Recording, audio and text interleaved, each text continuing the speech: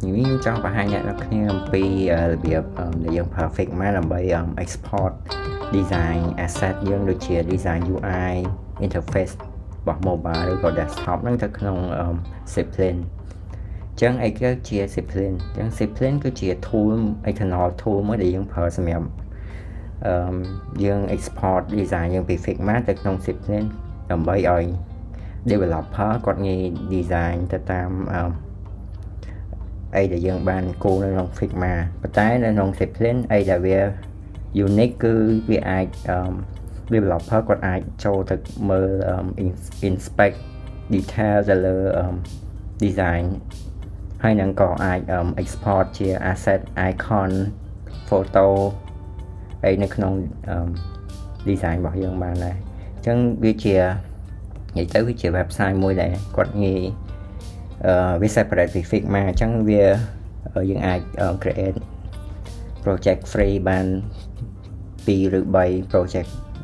អ្នកអាច export file ពី Figma ទៅអញ្ចឹងវាងាយស្រួលក្នុងការឲ្យ developer គាត់មើល detail ទៅលើ spec ដូចជា padding ពីចំហៀង screen ទៅកាន់item មួយតែវាកម្រិតប្រមាណអញ្ចឹងវាគាត់ងាយស្រួលមើល detail ហ្មងតែនៅក្នុង website ហ្នឹងមួយហើយក៏គាត់អាច export asset icon អីបានលឿនដែរអញ្ចឹងយើងចូលទៅមើលវីដេអូដើម្បីរបៀបក្នុងការ transfer asset ឬក៏ design ពី Figma ទៅក្នុង Zeppelin បងប្អូនគ្នាអញ្ចឹងជាដំបូងយើងត្រូវការបើក program Figma ជាមុនសិនអញ្ចឹងបន្ទាប់ពីបើកមកយើងត្រូវការមាន design screen ដែលយើងបាន design ទុកសម្រាប់ export អញ្ចឹងយើងត្រូវដើម្បី export បានយើងត្រូវ click នៅលើប៊ូតុង action នេះបន្ទាប់មកយកពាក្យថា plugin and widget បន្ទាប់មកយើង search ពាក្យថា Zeppelin ZEPLIN អូខេ click លើនេះមកអញ្ចឹងបន្ទាប់មកវានឹង pop up dialog នេះដើម្បីឲ្យអ្នកទាំងអស់គ្នាបើអត់ទាន់មាន account ត្រូវ click sign up តែដោយសារខ្ញុំករណីនេះខ្ញុំមាន account ហើយខ្ញុំចុចពាក្យថា login with an existing account អញ្ចឹងយើង click លើហ្នឹងវានឹង load មកកាន់ browser របស់យើងដើម្បីឲ្យយើង login អញ្ចឹងក្នុងករណីនេះខ្ញុំមាន account ហើយខ្ញុំ login ជាមួយ Gmail account របស់ខ្ញុំ Gmail មួយនេះអញ្ចឹងបន្ទាប់មកយើងធ្វើការត្រឡប់ទៅកាន់ Figma របស់យើងវិញនេះយើង connect យក Figma account មកអូខេ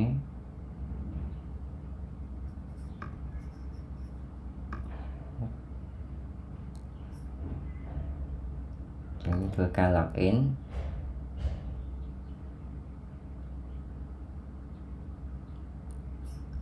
allow access មក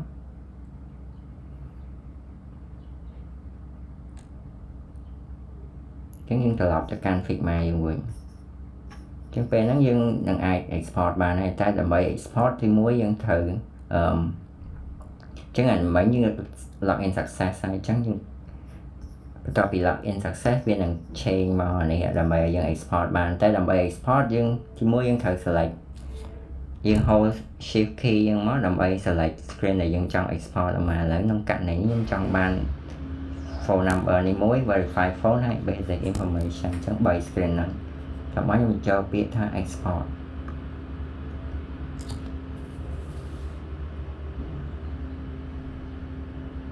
អញ្ចឹងនេះយើងធ្វើការរងចាំតិចអានេះវា depend ទៅលើ internet connection របស់យើងដែរ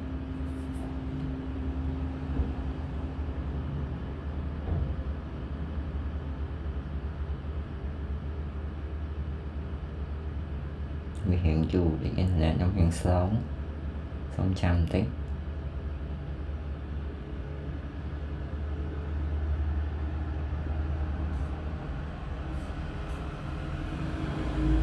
អញ្ចឹងបន្ទាប់ពីនេះមកវានឹង load ឲ្យយើងload ចូលថា screen យើងបាន upload ហើយនេះករណីដោយសារខ្ញុំមាន account នេះខ្ញុំធ្លាប់បាន upload ពីមុនហើយអញ្ចឹងវានឹងធ្វើការ update ទៅលើ screen existing screen នៅក្នុង project មួយហ្នឹងតែបើករណីអ្នកនរគ្នាបើអត់ទាន់មាន project ទេ នៅពេលដែលអ្នកទាំងគ្នា upload ឬក៏ export screen ហ្នឹងវានឹង pop up ឲ្យ select ប្រភេទដូចជាតែយើងចង់សម្រាប់export សម្រាប់ website ឬក៏សម្រាប់ mobile app អញ្ចឹងវាឲ្យ select ប្រភេទ project ហ្នឹងទេដើម្បីអីដើម្បីវានៅពេលដែល export ទៅក្នុង Zeppelin វានឹង provide ជា design file លេខ Android វា provide ជា XML file ដើម្បីឲ្យ developer គាត់អាច copy code ហ្នឹងដាក់ paste ទៅក្នុង programming coding program អញ្ចឹងបើ website វា export ចេញជាដូចជា CSS ហើយ HTML code ឲ្យchứគាត់អាចប្រើ code នឹងបានខ្លះដែរអញ្ចឹងករណីនេះវាចេញអញ្ចឹងបន្ទាប់មកយើងអាចក៏ទៅ say commit message describing what change ចឹងអានេះវាមានប្រយោជន៍មួយទៀតគឺវាដូចដើរតួជាដូចជា version controller management អញ្ចឹងនៅពេលដែលយើង upload design យើង make change អីdeveloper គាត់អាច keep track ទៅលើអីដែលយើងបានផ្លាស់ប្ដូរទៅលើ design អញ្ចឹងរាល់ពេលដែលយើង update design ឬ make change អីគាត់ក៏ notify ដឹងថាមានអីការផ្លាស់ប្ដូរនៅលើ design នេះដែរអញ្ចឹងឧបមានេះខ្ញុំថា update existing design នឹងយើងអាចដាក់អីសេចយើងហើយយើងចុចអានេះមកជាវានឹង upload អញ្ចឹងយើងអាច open Zeppelin នេះដើម្បី access ចូលមើលថា screen យើងចូលនៅអញ្ចឹងវានឹងបើកទៅក្នុង browser របស់យើងដើម្បីមើលឃើញ project ដែលយើងបាន upload ចូល Zeppelin សូមចាំបន្តិចនេះអញ្ចឹងupload ពណ៌លឿងតក្រូចនេះវាបានន័យថានឹង screen ដែលវាបាន add ចូលអញ្ចឹងនៅពេលដែល add ចូលនៅក្នុងនេះវាមានប្រយោជន៍មួយទៀតវាយើងអាចធ្វើការបែងចែកជា section សម្រាប់ developer manage screen កុំឲ្យវាញ៉ៃអញ្ចឹងយើងអាចគ្រប់ទៅតាមប្រភេទ screen អញ្ចឹងដើម្បីគ្រប់បានយើងគ្រាន់ចុចកន្លែងបែងចែកនេះមកអញ្ចឹង split the cell level នេះវានឹង split វាបង្កើតជាមួយ section មួយទៀតយើងអាចដាក់សម្រាប់ឧបមាថាសម្រាប់ account registration អញ្ចឹងគាត់នឹងមាន section មួយទៀតសម្រាប់ឲ្យ developer គាត់ងាយស្វែងរកគ្រប់យើងគ្រប់វាby section អញ្ចឹងគាត់ងាយរកហើយនៅពេលដែល upload ចូលមកអញ្ចឹងយើងអាចមើលឃើញខាងស្ដាំដៃនេះគឺជា toolbar អញ្ចឹងគាត់អាច connect យើងក៏អាចធ្វើការ connect ជាមួយ Jira មួយ Slack មួយ Microsoft Teams Trello អីដើម្បី keep track ទៅលើ design change អញ្ចឹងដើម្បីឲ្យ team ទាំងអស់គ្នា align together កុំឲ្យមានការផ្លាស់ប្ដូរអីយើងគាត់អត់ដឹងថាគាត់ surprise ថាអត់មានអីប្ដូរអញ្ចឹងយើងអាច connect ជាមួយ app ដទៃផ្សេងបានអញ្ចឹងបើយើងចុចនៅលើ screen មួយនេះមកអ្វីដែលខ្ញុំចូលចិត្តពី app Zeppelin ហ្នឹងគឺគាត់អាចយើងអាចមើលឃើញ code text view នេះដោយសារខ្ញុំពីមុនមកខ្ញុំ select ថាវាជា Android អញ្ចឹងវា auto generate ជា XML file ឲ្យ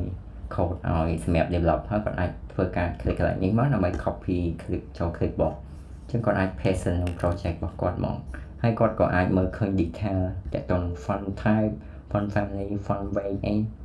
ហើយក៏ size color អីគឺងាយស្រួលមកវានៅតែម្ដុំទាក់ទងនឹង padding margin អីគឺគាត់អាចមើលឃើញទាំងអស់ឃើញអាច detail ប៉ុន្មាន pixel អញ្ចឹងវា save a lot of time សម្រាប់ developer ហើយក៏វាងាយស្រួលសម្រាប់យើង designer យើងមិនបាច់ចាំអង្គុយគូមួយបែងចែកថាកម្រិតពី family name មកនេះកម្រិតប្រមាណយើងត្រូវគូ manually អញ្ចឹងនេះវា automatically generate ឲ្យស្រាប់ទាក់ទង font color ឬក៏បើគាត់ click លើ icon click លើនេះ text អញ្ចឹងក៏វា provide ជា content ជាអីឲ្យ អាច copy យកមកអញ្ចឹងវាលឿនសម្រាប់គាត់ហើយក៏ងាយស្រួលសម្រាប់ធ្វើការ It's 1 o'clock. develop ទៅតាម spec design spec detail មួយក្នុងនេះបានដែរអរគុណអ្នកនរគ្នាសម្រាប់ការតាមដានវីដេអូមួយនេះបើសិនអ្នកនរគ្នាគិតថាវីដេអូនេះមានប្រយោជន៍និងផ្ដល់ចំណេះដឹងដល់អ្នកនរគ្នាអ្នកនរគ្នាអាចចុច like subscribe ទៅលើ channel YouTube របស់ខ្ញុំបានអរគុណបាយបាយ